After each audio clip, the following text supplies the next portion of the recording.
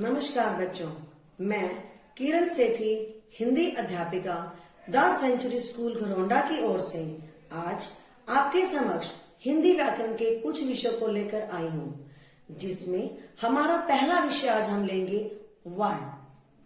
तो प्यारे बच्चों, वर्ण किसे कहते हैं? वर्ण भाषा की सबसे छोटी इकाई है जिसके टुकड़े नहीं किए जा सकते। मूल रूप से वर्ण वे चिन्ह हैं जो हमारे मुख से निकली ध्वनियों को लिखित रूप देते हैं। उदाहरण के लिए जैसे राम में जब हम इसका वर्ण विच्छेद करेंगे तो इनमें किन किन ध्वनियों का प्रयोग किया जाता है? देखिए, र जमा आ जमा म जमा आ। अब इसमें भिन्न भिन्न वर्णों का प्रयोग किया गया है और जो वर्णों का समूह है वो वर्णमाला कहलाता है। हम ऐसे भी कह सकते हैं कि वर्णों का समूह वर्णमाला कहलाता है। उच्चारण के आधार पर इन्हें दो भागों में बांटा गया है। नंबर 1 स्वर और नंबर 2 व्यंजन। स्वर किसे कहते हैं? स्वर उन वर्णों को कहते हैं जिनका उच्चारण करते समय हवा मुख से बिना किसी रुकावट के निकल जाती है, उन्हें स्वर कहते हैं। स्वरों की संख्या 11 है। अ, आ, ई, उ, ऊ, री, ए, ऐ, ओ, औ। अब हम आते हैं व्यंजन। व्यंजन किसे कहते हैं? जिन वर्णों का उच्चारण स्वर की सहायता से होता है वह व्यंजन कहलाता है। व्यंजन के 3 भेद होते हैं। नंबर 1 स्पर्श व्यंजन, नंबर 2 अंतस्थ व्यंजन, नंबर 3 ऊष्म व्यंजन। स्पर्श व्यंजन जिन वर्णों का उच्चारण करते समय जिह्वा मुख के विभिन्न भागों को स्पर्श करती है, स्पर्श व्यंजन कहलाते हैं। ये का से मां तक हैं। स्पर्श व्यंजन में 5 वर्ण होते हैं। इसके 5 वर्ग भी होते हैं बच्चों, क वर्ग, च वर्ग, ट वर्ग, त वर्ग और प वर्ग। नंबर 2 अंतस्थ व्यंजन। इनका उच्चारण करते समय जीवा मुख के किसी भी भाग से स्पर्श नहीं करती। ये हैं य, र, ल तथा व। ये अंतस्थ व्यंजन है। नंबर 3 ऊष्म व्यंजन। इनका उच्चारण करते समय एक प्रकार की ऊष्मा उत्पन्न होती है। ये हैं श, श, स तथा ह। ये ऊष्म व्यंजन है। इन व्यंजन का जब हम उच्चारण करते हैं तो हमारे मुख से गर्म वायु बाहर निकलती है, इसलिए इसको ऊष्म व्यंजन कहते हैं।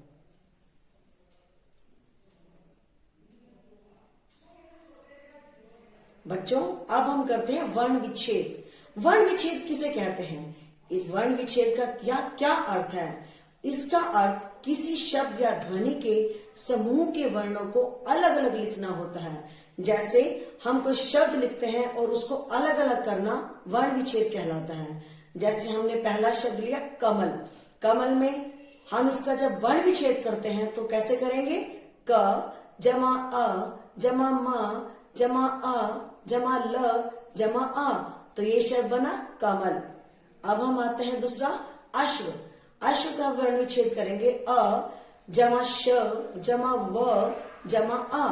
अब इसमें श के साथ हमने आ स्वर को नहीं जोड़ा, क्योंकि श जो वर्ण है वो आधा है, इसलिए हम इसके साथ स्वर को नहीं जोड़ेंगे। नंबर 3 पे आता है गणेश। ग जमा अ जमा न जमा ए जमा श जमा अ।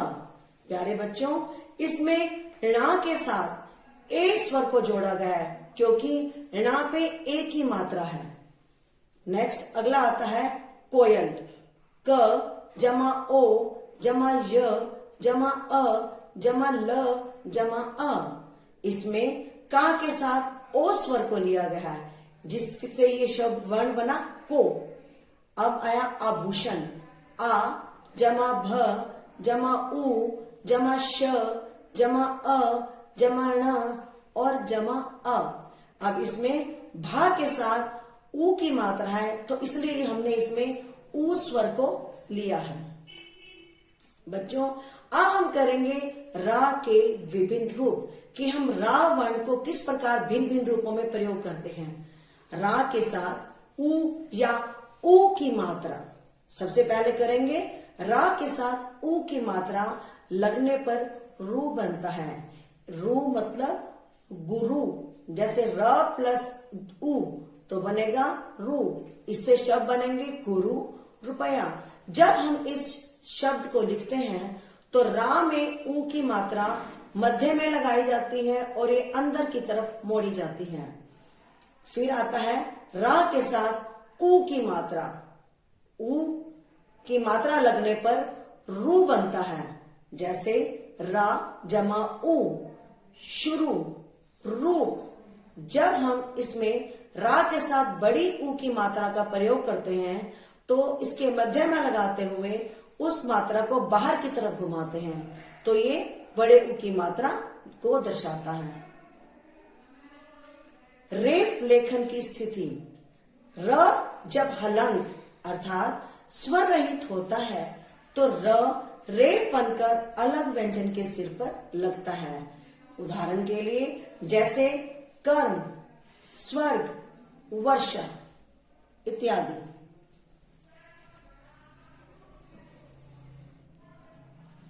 नंबर 3, जब रा से पहला व्यंजन हलंत युक्त होता है तो रा से पहला वर्ण पूरा लिखा जाता है और रा का रूप विकृत हो जाता है। जैसे पाई वाले व्यंजनों के बाद र पाई के नीचे तिरछा होकर प्रयोग किया जाता है, जैसे क्रोध और क्रिया। इसमें का के नीचे रा जो है पाई की तरह प्रयोग हुआ है और रा इसमें तिरछा दिखाई दे रहा है। दूसरा, बिना पाई वाले व्यंजन के बाद रा व्यंजन के नीचे इस रूप में प्रयोग होता है, जैसे ट्रक, ट्रस्ट। इसमें टा के नीचे रा है और ये हमें वी के आकार में दिखाई देता है।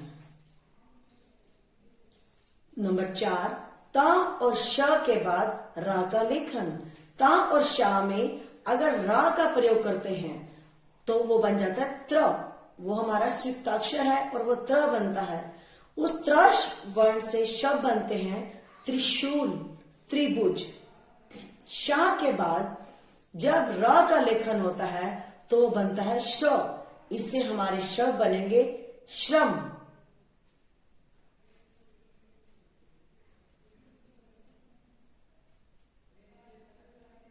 प्यारे बच्चों, आज हमने वर्ण और रा के विभिन्न रूपों को सीखा। तो आज मैं आपके लिए अभ्यास कार्य दे रही हूं, जो आपने अभ्यास कार्य घर में करना है और इसका अच्छे से अभ्यास करना है।